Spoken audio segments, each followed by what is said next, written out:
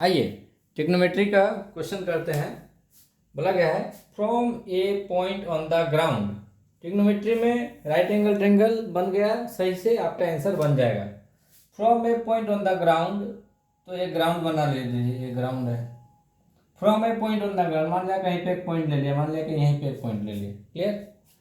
तो from A point on the ground the angle of elevation of the bottom and top of A transmission tower. Angle of elevation किसका दिया गया? Of the bottom and the top of A transmission tower. Transmission tower मतलब वो जो network के लिए use करते हैं, ट्रांसमिशन टावर, वो वाला टावर, ठीक है। तो उसको ट्रांसमिशन टावर बोलते हैं। तो उसका angle of elevation of the bottom दिया गया है और टॉप दिया गया है। तो टावर तो एकदम नीचे से ही, ग्राउंड से ही होता है, उसका अब एलिवेशन कहाँ से होगा? ग्राउंड में। तो कुछ कंडीशन होगा, देखिए आगे क्या पढ़ते हैं condition. Fixed at the top of a 20 metre high building. Oh, ये जो ट्रांसमिशन टावर है कहाँ फिक्स है? Fixed at the top of a 20 metre high building. तो एक बिल्डिंग बना लेते हैं। मान लिया कि एक बिल्डिंग है, मान लिया कि एक बिल्डिंग है, ठीक है। ये 20 मीटर हाई बिल्डिंग है, मान लिया सपोज। ये क्या है? एक बिल्डिंग है। इसके ऊपर ना एक ट्रांसमिशन टावर बैठाया गया है। तो मान लिया कि ये टावर है, ठीक है। ये बिल्डिंग है, ए टावर है। बोला गया the angle of elevation of the bottom and top of the transmission tower fixed at the top of a 20 metre high building. This tower, transmission tower, is fixed at the top of a 20 metre high building. 20 metre high building के top में fix किया गया, मतलब यहाँ से start किया गया है। आर 45 डिग्री एंड 60 डिग्री, मतलब angle of elevation 45 degree and 60 degree. किसका? बॉटम के लिए 45 degree and top of the transmission tower के लिए 60 degree. Angle of elevation 45 and 60 कहाँ से? From the point on the ground. Ground पे किसी एक पॉइंट से हम लिए थे। तो टॉप तो ये है, ये हुआ टॉप, ठीक है। ये हुआ एंगल ऑफ एलिवेशन कितना डिग्री? 60 डिग्री, ठीक है। बाद में लिखेंगे, पहले इसको बना लेते हैं। इस पॉइंट से एंगल ऑफ एलिवेशन कितना हुआ? बॉटम और टॉप दोनों का है ना, तो बॉटम का भी लिखते हैं। क्वेश्चन में अगर दे देगा कि, देखिए यहाँ पे एक चीज समझिएगा, नेक्स्ट क्वेश्चन देंगे। ये जो है ना, ये जो टावर है, ट्रांसमिशन टावर जो बिल्डिंग के ऊपर है, इसका ये बॉटम है ना। ये बॉटम, ट्रांसमिशन टावर का बॉटम है और बिल्डिंग का टॉप भी है। तो अगर क्वेश्चन में अगर दे देता कि angle of elevation a bottom, ये जो लिखा हुआ है bottom of the transmission tower, अगर bottom of the transmission tower की जगह में अगर लिख देगा टॉप ऑफ द बिल्डिंग, तो भी बात एक ही हुआ ना। ये ट्रांसमिशन टावर का जो बॉटम होगा वो पॉइंट, और बिल्डिंग का जो टॉप पॉइंट होगा, दोनों तो एक ही पॉइंट होगा, ठीक है। नेक्स्ट वाला क्वेश्चन आपको इसी प्रकार के रहेगा, तो बनाइएगा। तो ठीक है, तो बोला angle of elevation of the bottom का एलिवेशन कितना है? 45 डिग्री। ये ट्रांसमिशन टावर का बॉटम ये है, तो एंगल ऑफ एलिवेशन क्या होगा? ये लाइन ऑफ साइट है, तो ये होगा 45 डिग्री। कौन सा? ये वाला, ये होगा 45 डिग्री, ठीक है। और top of the transmission tower का टॉप क्या है? ये है, तो इसका जो होगा कितना डिग्री होगा? इसका होगा 60 डिग्री। ये वाला होगा 60 डिग्री। ये जो डिग्री बैठा रहा है, इसका घबराना नहीं है। एक टॉप के लिए पूछा है, तो पूरा टॉप को लेके, ये टॉप के लिए लाइन ऑफ साइट ये होगा, तो यहाँ से लेके जो हॉरिजेंटल लाइन, ये दोनों, ये एंगल, इतना वाला एंगल 60 डिग्री होगा। और बॉटम है ट्रांसमिशन टावर का ए, तो इसका लाइन ऑफ साइट हो गया ए वाला, ठीक है। तो ये जो एंगल बना, ये छोटा सा एंगल बना, ये वाला एंगल बना, ये है 45 डिग्री, ठीक है। तो अब मिल गया, हम लोग को बनाना है, क्या बनाना है? Find the height of the tower. Tower का हाइट कहाँ से कहाँ तक है? यहाँ से यहाँ तक है। तो इसका कुछ नाम दे देंगे, ठीक है। क्लास 10 के स्टूडेंट जब मैथ्स बनाएंगे तो कुछ नाम दे देंगे। Let A B the height of tower, या फिर टावर लिखना। मान लिया कि ए बी जो है हाइट टावर है, let A B the tower है, लिख देते। Let A B the tower, ठीक है। ए बी टावर है, और बी सी जो है बिल्डिंग है, B C B the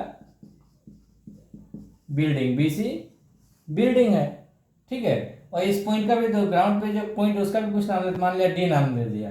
end D is a point on the ground, D is a point on the ground. ठीक है, मान लिया कि डी ग्राउंड पे कोई एक पॉइंट है। अब आपको बनाना है। ठीक है, तो देखिए क्वेश्चन में बोला है कि हाइट ऑफ द टावर ये निकालना है, ये वाला चीज निकालना है। ठीक है, यहाँ पे दो ट्रेंगल मिला हमको, एक ट्रेंगल मिला BDC और दूसरा ट्रेंगल मिला ADC।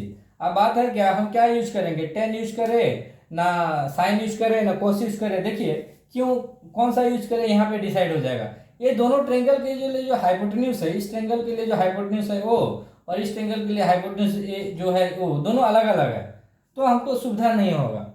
अगर इन दोनों का जो ये दोनों जो ट्रेंगल है, इन दोनों ट्रेंगल का बेस, बेस मतलब ए वाला, और ये बड़ा वाला ट्रेंगल का भी बेस, बेस मतलब ए वाला, दोनों तो सेम है, तो ये लेने में हमको सुविधा होगा।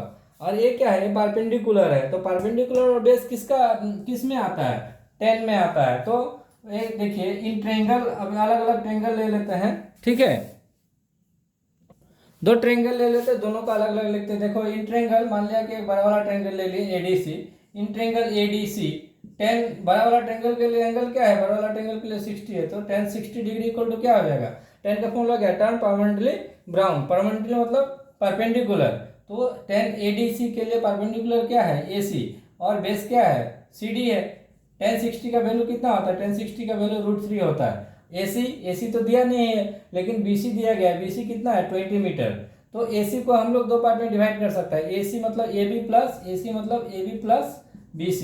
देखो AC को AB और BC में ऐड कर सकते हैं, और CD का CD लिख दिए। यहाँ तक लिखने के बाद छोड़ देते हैं। आप देखते हैं दूसरा ट्रेंगल में क्या लिख सकते हैं। दूसरा ये जो ट्रेंगल है BDC, इन ट्रेंगल BDC, ये जो ट्रेंगल है इसमें क्या हो जाएगा, इसमें 10 45 डिग्री अगर लिखोगे तो क्या होगा फॉर्मूला, परपेंडिकुलर बेस, परपेंडिकुलर क्या है BC है, बेस क्या है CD, इसका 10 45 डिग्री का वैल्यू 1 होता है, BC का BC, नीचे में CD आया, तो यहाँ से अगर क्रॉस मल्टीप्लाई करेंगे तो इधर हो गया CD, इधर हो गया BC। हमको निकालना क्या है, इस एंगल में हमको AB निकालना है ना, इसमें निकालना क्या है, हमको AB निकालना है। तो ये जो AB को रहने देते हैं, क्योंकि हाइट ऑफ द टावर बोला है, तो height of the tower AB है, तो AB को रहने देते हैं, इन लोगों को तो हटाना पड़ेगा। तो हटाइए, कैसा हटेगा, AB देखिए हट जाएगा। ये दोनों को एक यहाँ से हम लोग एक क्रॉस मल्टीप्लाई करेंगे, √3 CD equal to AB plus BC आया, यही ना। तो देखिए BC का वैल्यू भी दिया गया है, BC का वैल्यू दिया गया है, तो CD को हटाइए। CD और BC है ना, दोनों से किसको हटाएं, किसी एक को तो एक करके हटाना पड़ेगा ना। तो BC का वैल्यू दिया गया है, तो CD को भी BC में लिख दे, CD इक्वल टू BC है, तो root under CD equal to BC मिला यहाँ, तो CD इक्वल टू BC लिख दिए, और ये BC इधर आके माइनस BC हो गया, इधर में है AB। अब देखिए ये दोनों में से क्या, √3, BC का वैल्यू कितना है 20, माइनस BC का वैल्यू 20, इधर हो गया AB। तो दिस इम्प्लाई यहाँ से 20 कॉमन लिया तो √3 माइनस 1, तो इधर में बच गया AB ये तो निकालना है, यही तो हो गया। Therefore height of the tower कितना होगा, हाइट ऑफ द टावर हो जाएगा 20 √3 माइनस 1 मीटर।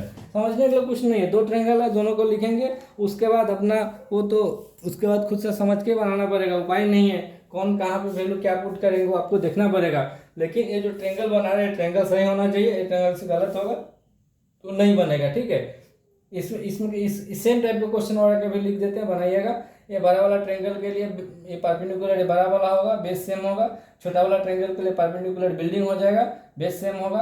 अब देखेंगे कि हमको चाहिए क्या, height of the tower AB चाहिए, तो AB तो हमको रखना है। ठीक है, और BC का वैल्यू दिया गया है, तो BC तो यहाँ बैठा देंगे 20 मीटर। अगर एक लाइन में अगर कन्फ्यूजन हो रहा है किसी को, तो मान लिया कि यहाँ पे हम 20 अगर बैठा देंगे, BC अगर यहाँ पे 20 बैठा दिए, तो देखिए अगर इस लाइन से हम लोग क्या लिख सकते हैं, AB प्लस बोलेंगे कि BC का वैल्यू दिया है, BC 20 है, CD। अब हमको क्या निकालना है, हमको निकालना है AB, तो CD को भगाना है, तो CD के जगह में अगर हम BC बैठा दें, या फिर सिंपली अगर यहाँ पे अगर ऐसे सोचेंगे कि CD को ये जो यहाँ से CD निकालना है ना, तो CD इक्वल टू क्या हो जाएगा, CD इक्वल टू BC कितना है 20 मीटर। अगर ऐसे भी सोचेंगे तो यहाँ भी अगर एक मल्टीप्लाई किए तो ये CD के जगह में यहाँ पे क्या बैठा देंगे हम लोग, CD के जगह में अगर यहाँ पे 20 मीटर बैठा देंगे, लीजिए 20 बैठा दिए, तो क्रॉस मल्टीप्लाई करेंगे तो 3 इंटू इतना होगा, तो बार बार BC लिखने का जरूरत नहीं पड़ेगा, यही लिखना पड़ेगा। तो अल्टीमेटली लास्ट में क्या आएगा, वही चीज़ आता है लास्ट में। तो ठीक है, मैथ्स बनाइएगा तो ये जो ट्रिग्नोमेट्री में टेबल सही से होना चाहिए, टेबल गलत होगा तो मैथ्स गलत हो जाएगा, ठीक है। नेक्स्ट क्वेश्चन दे रहे हैं, सेम इसी टाइप का बनाइएगा। देखिए नेक्स्ट क्वेश्चन है, a statue 1.6 metre tall stands on the top of a pedestal. एक स्टेचू है, तो स्टेचू तो कहीं तो खड़ा रहेगा, बोला है क्या एक स्टेचू है, कितना मीटर का स्टेचू है, मान लिया कि स्टेचू है ये कितना 1.6 मीटर का स्टेचू है, ठीक है। बोला गया tall stands on the top of a pedestal. Pedestal किसको बोलते हैं, जो बेस हम लोग बनाते हैं स्टेचू को रखने के लिए, उसको हम लोग पेडिस्टल बोलते हैं, ठीक है। मान लिया किसी को ऊपर बेस बना के तो स्टेचू को रखेंगे ना, तो इसको पेडिस्टल बोलते हैं। मान लिया कि ये बेस है, from A point on the ground, ये पेडिस्टल ग्राउंड पे है, from A point on the ground the angle of elevation the top of the statue. Statue है तो इसका टॉप का एंगल ऑफ एलिवेशन ये होगा, ठीक है। And the from the same point, and from the same point the angle of elevation of the top of the pedestal. Pedestal का top क्या होगा, ये होगा। पेडिस्टल का टॉप क्या होगा, ये होगा। पिछले वाला क्वेश्चन में बताया था ना, टावर का जो बॉटम होगा बिल्डिंग का टॉप वही होगा, तो सेम चीज वही है। उस समय टावर का बॉटम दिया था तो यहाँ पे देना चाहिए था स्टेचू का बॉटम, लेकिन ऐसा नहीं है, बोला गया है क्या पेडिस्टल का टॉप, तो बात एक ही है। तो बोला from the same point the angle of elevation top of the pedestal. Pedestal का टॉप का कितना है, 45 डिग्री है, सेम है डिग्री, यहाँ भी 60 डिग्री बोला गया, टॉप ऑफ द स्टेचू का 60 डिग्री है। तो बोला find the height of the pedestal. Pedestal क्या है, ये वाला, इसका हाइट निकालना है। पिछले वाले में क्या था, नीचे वाला दिया था, ऊपर वाला निकालना था। समझ लो कि यही बिल्डिंग है और ये ट्रांसमिशन टावर है, यहाँ पे कुछ नहीं, सिंपल ये स्टेचू है और ये क्या है पेडिस्टल बना दिया। तो इसको कीजिएगा, कैलकुलेशन कीजिएगा तो आपका आंसर इतना आएगा, √0.8 एंड ब्रैकेट में √3+1, ठीक है।